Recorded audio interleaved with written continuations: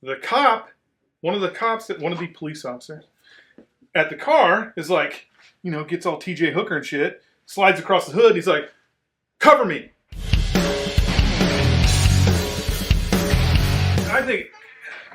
I know you Marines are going to hate me, but I think it kind of ruins things a little bit too. Like, when I got to 19, they didn't have enough gear. They did not have enough gear for the entire time. So people were going to the field with their sea bags, and they didn't have enough gear. We were still getting issued deuce gear from Vietnam, but those battalions, I would put those battalions up against any Marine Corps battalion right now, just because there was no money. So what the Marine Corps used to do is they'd be like this: it's cheaper to put people in the field and feed them old food than it is to feed them at the chow hall. So that's all we did. We'd be out training, shooting blanks, of course, because you couldn't afford real bullets. But that's it. Always in the field. And it's kind of like now. You just have these blocks. You fill this. As long as I can check this box. Check the box. As long as I can check this box, then hey, we're good to go. So, I don't know. It is what it is. And I don't know how I got on that. Trained to standard. I don't know how I made you.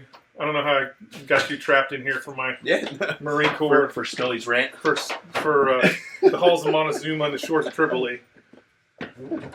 Which was just a reinforced rifle platoon when you think about it. One company commander went ashore to tell the pirates, hey, if you don't stop messing around, we are going to fuck you up. Just one rifle platoon, and I think they were still using muskets. Oh, man. Good times. Were you in the Army? Yeah. What unit? I was with the 278. 278? Yeah. It's the infantry guy. I was a medic first, then I was an infantry guy. How did they let that happen? So I wanted to be infantry when I went in. And they told me that I was colorblind, so they're like, you can't do that. So I was like, okay, so I'm colorblind. She's like, yeah, you're yellow-blue colorblind. I said, well, your walls are blue. I could see that. She's like, yeah, but you can't see them when they're stacked on top of each other. I'm like, yeah, but I can see blue. Like, Windex is blue. There's yellow on that bottom. I can see that. And she's like, well, but you can't see the numbers in here. And I'm like, okay. I said, so what jobs can I get being colorblind? She's like, oh, well, you could be a combat medic. I said, what does that entail? She's like, oh, it's like an EMT, but you'll be attached to an infantry unit so that you could do all the same training as those guys do, right? But you'll be more on the medical side. I said, so I'll learn medical stuff. She's like, oh yeah, you'll learn a ton of medical stuff. She's like, almost like a paramedic, right?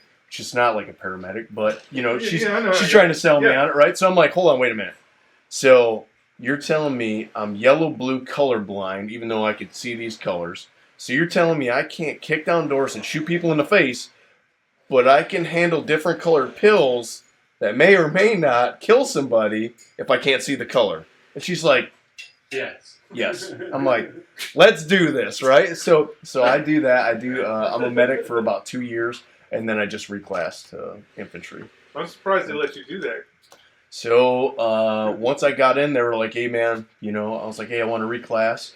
And they were like, they looked at, my chart, and I was all ones. So they didn't even process any of that stuff. And I was like, hey, man. And I went back in, did everything. They're like, you're good to go. So usually it's hard to move an MOS. It's usually pretty, especially when you're a medic, man. They had to have been going like. So that was the whole thing, right? So they were like, your ASVAB score is super high, your GT score is super high. They're like, don't be infantry. I'm like, yeah, but that's what I want to do. You know what I mean? So it doesn't matter. It's irrelevant. What my test scores were. I was like, that's what I want to do. That's why I'm joining. So, and then finally they made it happen. That's the same thing. That's the same thing that happened to me when I went to MEPS. I just wrote on my thing. They're like, "What do you want to be in the Marine Corps?" And I'm like, "Machine gunner." And when I went to MEPS, the master sergeant came and he pulled me away from my recruiters. So he took me away from my recruiter, and I didn't know what was going on. He's like, "Yeah, I need to see him for a minute." He takes me around a corner. And he's like, you don't want to be a machine gunner. And I'm like, what? He goes, you qualify for any job in the Marine Corps. You could be whatever you want, anything. And in my, I don't want to say limited knowledge because as a kid, that's all I did. I was going in the military. Mm-hmm. But I'm like, the Marine Corps has other jobs. There's jobs outside of the infantry. What else is there? Yeah. You know, there's no other jobs outside of the infantry. But I'm like, I just want to be a machine gunner, top. And he's like, he goes, you could be a tow gunner. You could be an MP. You could be, like he's listening to all this stuff, and I'm like, I just want to be a machine gunner. Yeah. and he's like, there's no help in you then. You don't see no 42 alphas in action movies. You know what I mean? When you're a kid, you're not like, oh man, I want to be that admin guy in the army. You know, you're like, dude, I want to be that guy that's blowing everything up. I want to be a cook. Yeah. I want to be a combat cook. That's my whole dream. Feed people in combat. Hey, they need them though. They need them. We were talking about how the Marine Corps trickery is when somebody wants something specific, like let's say you want to be a force recon. You want to be the Marine Corps recruiter trick is, well, you want to be force recon? Open contract. Go open contract. Yeah. If you go open contract, you get whatever you want. That's like the Army 18 X-ray. So if you fail out, they just put you to where the Army needs you. Yeah. So you end up where you end up. You end up where you end up. Yeah. I had a guy, just go through boot camp, and it's just like the movies for the Marine Corps. At the end, the drill instructors, I don't know if they still do it, but they tell you your basic MOS. So like, I was going to be an 03. Whether I was 03, 11, 52, all that happens later. But so they tell you they're like, 03, you're fucking going to be in the infantry, blah, blah, and they're telling everybody this. And my drill instructor, Sergeant Major Booker, greatest Marine that ever lived, he's like, he reads this number off, and he's like, what the hell is that? And the kid's like, open contract, Staff Sergeant, open contract. And he's like, what the hell is that? Had somebody run to admin, get a clerk, and the clerk's like, he's like, I've never seen it before. I've never seen it before, Staff Sergeant. He's like, going through the book of MOSs, and he's like, sewage, what? It was a MOS. I had to have been a new MOS, but it was an MOS for a shit truck. Yeah. Running the shit truck. Oh man, I was like, man, you poor bastard. You're gonna do 4 years of shit truck. Man, that's got to be the worst. Jeez. But yeah. Oh.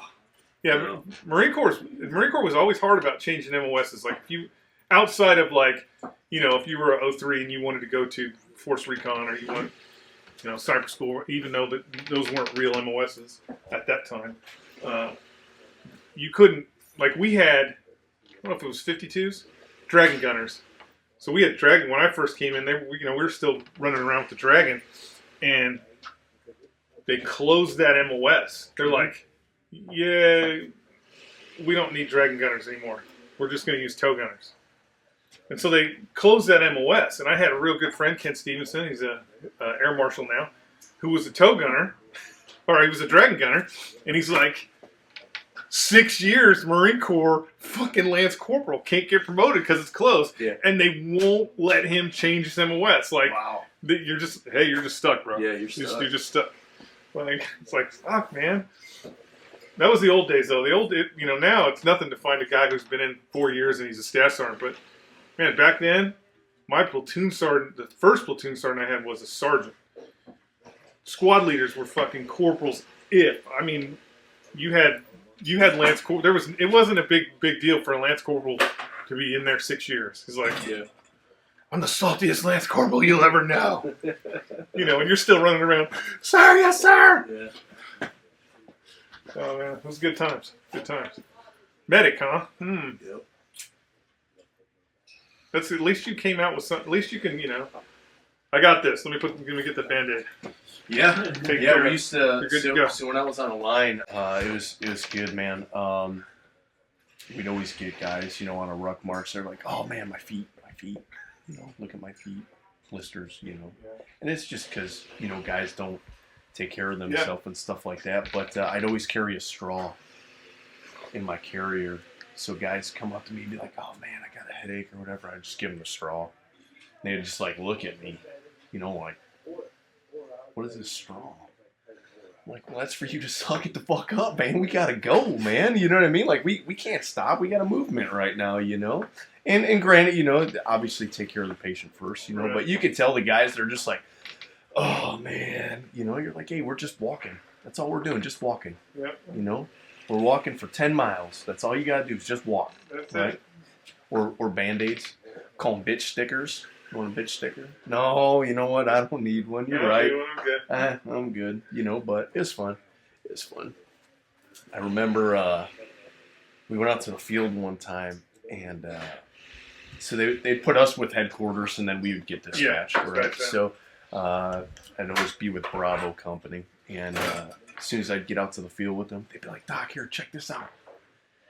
I go over there, I'm like, "What's going on?" They're like, "Dude, check out this guy's hand." Like, super pumped up about it, right? So I'm like, "Oh, this isn't going to be good to start," right? So I'm like, "Let me see your hand." And he shows me his hand, and it's just a giant blister.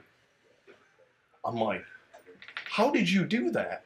And he's like, "Well, we threw a smoke grenade, and it didn't go off, so I went and I picked it up, and as soon as I did, it went off, so it burnt his hand."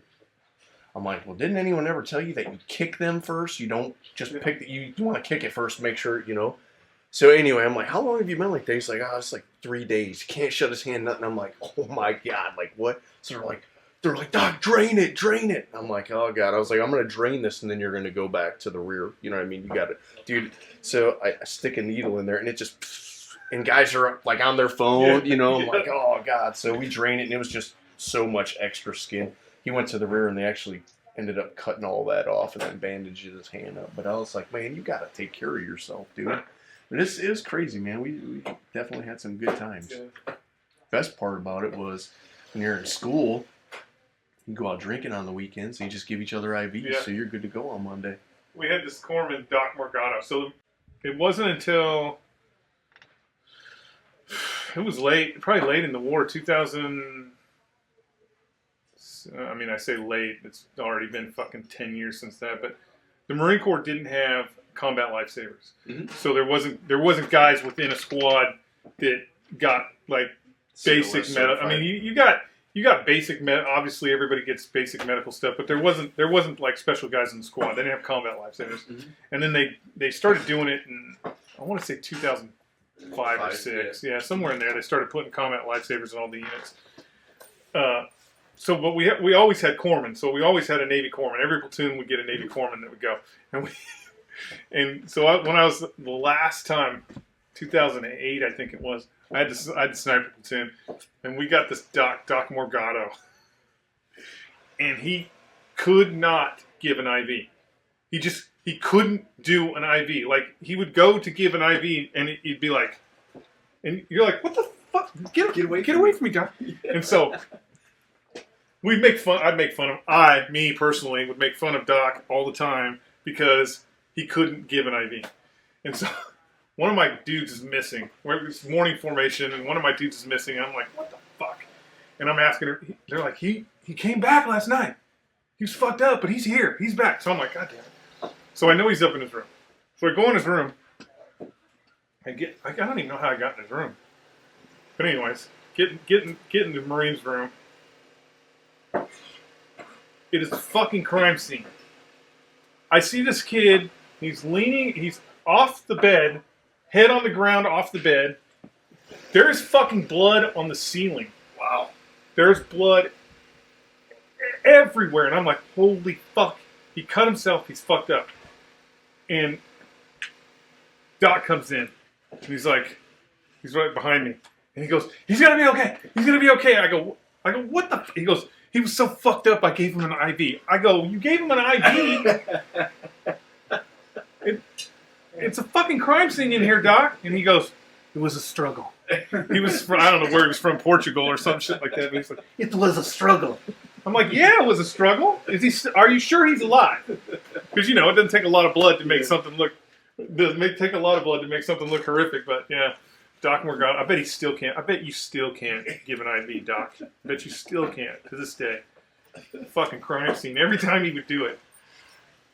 Because, every now and then they would do like, oh, everybody's got to give each other an IV. And I'd just be like, fucking get away from me, Doc. Get the fucking away from me. And it would actually be so bad. Like, he would be going to give somebody an IV. It would be so bad. One of my other Marines would be like, fucking give it to me. Give it here, Doc. This is all you got to do. Boom, and he'd do the IV, and he'd be like, now it's your turn. And the dude would be like, no, I'm good. He's hit me like 10 times. It's crazy. Yeah, just could not give an IV. Corpsmen are great though. They're always that's the one thing the Marine Corps did. The Marine Corps and the Navy does very well is having those corpsmen right there. Even though all they do is they do the same thing. Did you fall down the hill? Oh man, that Change your socks, Motrin. Ooh, that leg looks bad. Here's some Motrin. Yeah. Dry them feet. You'll be good to go. Yeah. They so it's really cool. And usually the corpsmen, they were squared away. So they put all of us where usually like it's for AIT or anything like that, it's separate. So for the medics, you got the Navy there, the Army, and the Air Force. So everyone's on the same base, right? Down at Fort Sam in San Antonio. So we got to see all those dudes all the time. It's just AMED down there, But those dudes are squared away, man, for sure. Everyone learns the same thing. The Army guys get a little rough down there. We get all the leftover stuff. We don't get the good DFAC or nothing like that. That's a lie. The Army always gets the best. It's the Marines. The Air Force. It's the Marines. Air Force gets the best. The Air Force. The Air Force. I've said this before. The Air Force is as far as services go, the Air Force is the smart service. They're the smartest, and I know they're going to be like, of course, that's why we require a fucking 9,000 GT score. That's why we're the smartest service. But it has nothing to do with your GT score and everything to do with your leadership. The Marine Corps can be deployed anywhere in the world for 90 days with no permission. That's one of the things that a lot of people don't realize is, like, if you want to move... 24-hour notice, too. Yeah, if you want to... Yeah, kind of. If you want to move the 82nd Airborne, if you want to have the 82nd Airborne Division jump into Grenada, you kind of need to get permission from Congress. Yeah, you kind of need to be like, hey guys, we really want to go get some condos down here in Grenada, and we're going to send the 82nd Airborne. You kind of need to get permission to send those forces. But the Marine Corps, for whatever reason, the president can deploy anywhere in the world for 90 days without any type of permission whatsoever. So he literally you could just be like, flip on the TV the next day and be like, the Marines are in Tokyo, what? Fighting Godzilla? They can do that. He can do that. I would say that the reason why you wouldn't deploy him down the border is because while Marines will say you can do anything, we really don't. We don't have that kind of mindset. That kind of mindset of, if you put Marines down on the border, and I'm sure this was in his thought process, is if we put Marines down on the border, what crazy shenanigans are going to go on that will be on CNN? Because, it's little things like, I was in the LA, I went up to the LA riots with the Marine Corps, the LA riots. And when I was up in the LA riots, just small things like communication. So they would put 2 Marines in every police car that was going out to calls. So there'd be 2 Marines in every police car, and then 2 police officers. These Marines from our battalion got sent to I think it was a domestic. It couldn't have been domestic because he was by himself. Either way, I don't know. Cops have to go make contacts with this dude in his house. So the 2 cops are like, 2 cars show up. So I've got 2 police officers going to the front door and 2 police officers staying back at the car with 4 Marines. And they go up to the door, they knock on the door. It's a second story, so they got to go upstairs. Well, dude in the house decides, I don't want to talk to you, so he shoots shotgun through the door. one officer gets hit in the leg, and I think the other one got hit in the arm. They both go tumbling down the stairs.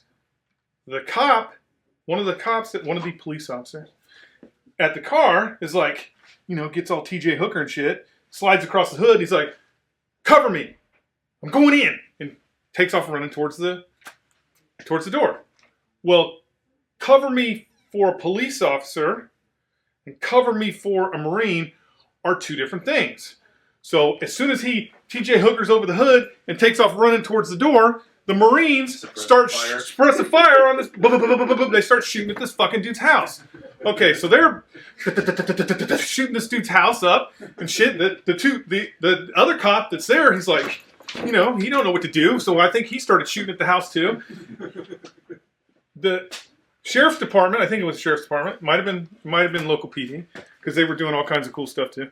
But the sheriff, whatever the 911 center gets called, and it's like this dude laying on his floor, breathing hard. I surrender. Just please don't shoot me anymore. And they're like, what the fuck are you talking about? And they're shooting up my house. I surrender. So, needless to say, the overwhelming firepower of the Marine Corps got this guy to surrender. Because it was a second story, and they were shooting at that angle, he was in the back of the house, so they basically just shot over his head, right? They just shot right over his head and blew his house out. But that is the problem with mixing the two, is we have two different, there's the lingo's it's the same, but it's not the same. It's not the same, so. Same lingo, different results. Yeah, same lingo, different results. But yeah, it was pretty good. I mean, it was actually, and I'm sure for some people in the LA riots it was not a good time, but man, I had a great time. The cops from El Monte, California, just a small little teeny department, but they took our sniper platoon, and lined us up on every street corner, Firestone and Alameda. But basically, we were right across the street from Watts. So Watts was on the other side, and we were on Firestone and Alameda, and the goal was not to let anybody come our way because there was a Weatherby gun store in that part of town. And the place that we were protecting was a very upper middle class Mexican, Hispanic community. And then Watts was like right across the street. And so these cops from El Monte would roll up, and they just regular cops, right? Regular cops, but they'd have MP5s, shotgun bandoliers. I mean, they were like, we're gonna get some, and we're like, all we can do is stand on the street corner and smile and shit. But they would roll up, and they'd be like, got your sniper rifle? I'm like, yeah. He goes, you see that light over there? Can you shoot that light out? We'd be like, yeah, that's just right across the street, of course. Yeah, and he'd be like, shoot that light out. Like, I don't think we can. I don't know what are the rules here. Private property. We're not really even supposed to have ammunition. What's going on here? But yeah, those guys were awesome. They like every 20 minutes. It got to a point where it's pretty bad. They would come rolling up, and there's a police car. They'd pop their trunk and they'd be like, "Hey, are you guys hungry? You guys hungry?" And we'd be like, initially you're like, "Oh, fuck yeah, we're hungry, man. Of course we're hungry." He'd open up his trunk and he'd be like, 2 blocks down, there's a McDonald's. They are so happy you guys are here. And the trunk would be full of McDonald's food. And then like 20 minutes later, they'd pull up and they'd be like, "Are you guys hungry? Man, there's a 7-Eleven down the street." And they just got, and you'd have all these, oh man, they were doing it like every 20 minutes. They'd be like, "You guys want toaster ovens? We got toaster ovens. Are you sure? Those guys are really happy you're down here."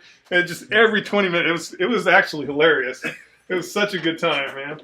And anything, like, they had one of our checkpoints, it was a VW bug, I think, or something, but they're going through the check, because we were supposed to close at sunset, so no movement between sunset and sunrise. And so this VW bug is leaving right about sunset. So they have to go through the checkpoint, and it was one of the other ones down the road. And apparently, there was a girl, so it's a girl and a guy in this car, and the girl was pretty good looking. So all the Marines that were at the checkpoint had to like do all right, let me see what's going on here. I gotta see what's going on in the car. What are you doing in there? And everybody had to get a look, right? And so the car goes about 10 feet past the checkpoint, and then the dude sticks his head out the window. He's like, "Fuck you guys," and throws a bottle off in his VW bug. Well, like 3 minutes later, patrol car comes. One of the cops. "Rrrr. I got these CD players, man. Are you sure? You sure you guys know what CD players?" And then they're like, "Dude, somebody just rolled through here and threw a bottle at us." And the cop, he's like, "What? You threw a bottle? What? You guys didn't shoot him?" It's like, "No, we can't shoot." It's just amazing. They just want you to go to guns all the time. But like, "Hey, we didn't shoot." No, he just left. A couple minutes. And so he fucking takes off hauling ass and comes back. He's got the kid in the back of the car. He's dragging him out of the car. The kid is crying. I'm so sorry. I didn't mean to do it. I'm like, they were probably looking at his girlfriend, So anyway, it was a good time. And then we stayed during the day. We stayed at it's a big nice park, but it had a community center that had a swimming pool and all this stuff, and so we stayed in there. And so we're all in there laying just fat and got like 9 6-packs of soda from the cops coming and shit, and just laying in there. And then all these Hispanic women start coming through, and they're setting up card tables, and they're setting up all these card tables, and everybody's like, "What the fuck? What are they doing?" And then they just start bringing in all this home cooked food. Just boom, they're like, "Yeah, the guys, the gunny's like, yeah, the wives from the policemen's, the policemen wives, they decided they wanted to come cook you food because you're doing all this great work here." And everybody's like, "Yeah, we can't. We've been eating nonstop since we got to L.A." And he's like, he's going around his kitchen, "Get the fuck out there and get some food. I don't care. You're going to eat that food. These ladies cooked all day for you. You're going to eat that food." So everybody's up there like, man, it was a good time. Comatose, eating all the food, shooting at lights, chasing down hookers. It was a definitely different world. The best part was like the Hispanic. So, you had the Bloods and the Crips and stuff, but then you also had Sorrentos, maybe? I don't know, some Mexican local Mexican gangs. We were in a Mexican neighborhood. But the Mexicans would come by, the Mexicans would cruise by, and they'd be all happy and shit. They'd see you and they'd be like, "Ah, what's up? Is that a machine gun? You got a machine gun, man? I bet it's really fun to shoot that machine gun. Can I hold it, man? Let me see it." They were all happy and shit. But we had Bloods come through, and those motherfuckers were like all business. Like they come through. We were it was me, Kirk, and Warden. And Kirk and Warden, you probably got to go, don't you? Yeah, I got to go pretty soon. Kirk and Warden are the most redneck. We'll stop here because this has been too long. Kirk and Warden are the most redneck dudes you've ever met. Like, Warden didn't get his first pair of tennis shoes until he joined the Marine Corps. I think Kirk was, Grand Dragon and or something like that. I mean, they were deep south. They were deep south. And so three of us are standing on this corner, and this Chevy Impala comes, and instead of like staying in the turn lane, he comes all the way over to the curb, like he's on the curb, driving right alongside the curb, and gets to the stop sign and stops. And so I'm kind of in the back, just like, "Oh God, this is gonna be over. Fuck." And Warden is in the back. He's right behind the car, and Kirk is right at the driver's side. And Kirk's walking, like I see. I'm totally in the white. I can see that Kirk and Warden are kind of, they're getting ready. They're getting ready, and they're moving towards the car, and I'm just like scratching my butt, and God, let's get out of here. And they're moving on this car. And it's four brothers. They got the colors on. They're all sitting in the car, looking straight ahead. Stopped, not doing anything, just sitting there. And the driver, the window goes down. Boom, goes down, and Kirk is right there. I even think he clicked his rifle off safe, and he's like moving right up, like he's close, and the thing goes all the way down, and nobody's looking. Everybody's like this, everybody's like that, and the driver just goes boom real quick like this, and Kirk muzzled. I mean, that guy was. It would have been a massacre because if Kirk would have started firing, Warden would have started firing in the back. I'd have started shooting in the air and running behind trees and stuff. But like right to his head. And he drops his rifle, And he starts laughing. And he's like, "Some funny shit, motherfucker." And then the window goes up, and they fucking drive away. And I'm like, "What the fuck? I go, what did he pull on you?" He goes, "A fucking saltine cracker." Threw up a saltine cracker at me. I'm like, man, he almost got his ass killed over a fucking cracker. But they were, the difference was, the Mexicans were just out having a good time, but they were actually, the Bloods and the Crips were actually, they were probing the lines. They were looking to see what the challenge was going to be. Anyways, that was a long discussion about why 5.56 NATO is not going to get killed by 6.8. Because of crackers. Because of crackers. That's really why the whole thing boils down to saltine white crackers. A 1, 2, 3, 4. Marine Corps. A 1, 2, 3, 4. Marine Corps. Army Navy was enough for me. Marine Corps. Air Force was just too easy. Marine Corps. What I need was a little bit more. Marine Corps. I need a life that is hardcore. Marine Corps. There is time where it all began. Marine Corps. I had a rock with lots of sand. Marine Corps. I can't forget Hollywood. Marine Corps. San Diego, and it's all good. Marine Corps. PT drill all day long. Marine Corps. Keep me running from a dark